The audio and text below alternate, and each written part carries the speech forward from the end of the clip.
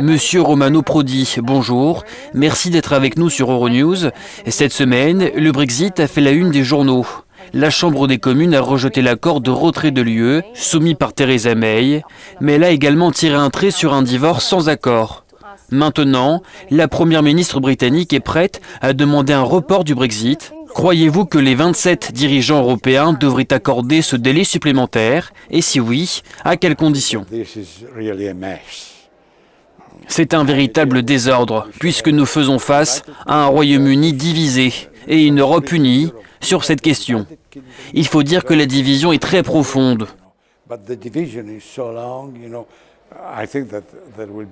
Je pense qu'il peut y avoir des discussions entre les États membres, mais ce n'est pas si important en fin de compte, par rapport à ce qui se fait en interne du côté britannique.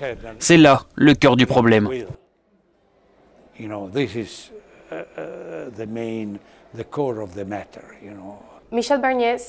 Michel Barnier a déclaré que l'UE a fait tout ce qui était en son pouvoir pour parvenir à un accord. Néanmoins, pensez-vous que l'UE a sa part de responsabilité dans ces négociations qui n'aboutissent pas? C'est difficile d'en faire davantage quand votre interlocuteur ne sait lui-même pas quoi faire. Parce que c'est ça le vrai problème. J'ai suivi le sujet en profondeur. Et j'ai dû changer d'opinion tous les jours, parce que je ne savais pas si les Britanniques arriveraient à trouver un compromis.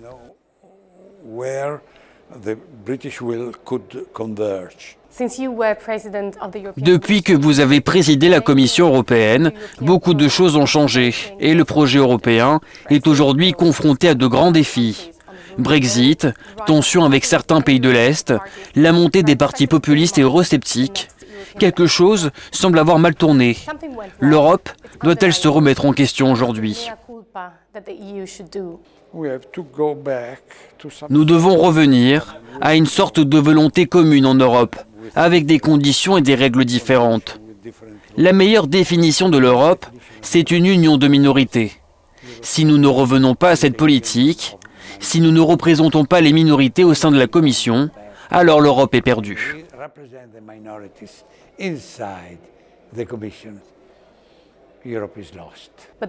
Les partis populistes pourraient contester le processus législatif au prochain Parlement européen. Est-ce que cela vous inquiète? Après le Brexit, les populistes et les anti-européens vont tomber.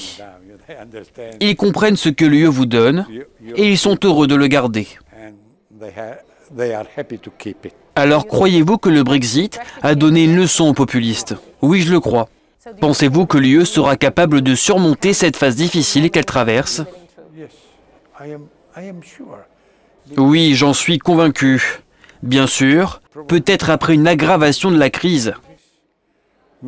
Peut-être par peur et non par joie, comme je l'espère. Mais selon moi, il n'y a pas d'alternative. Mr. Prodi, thank you very much. Thank you.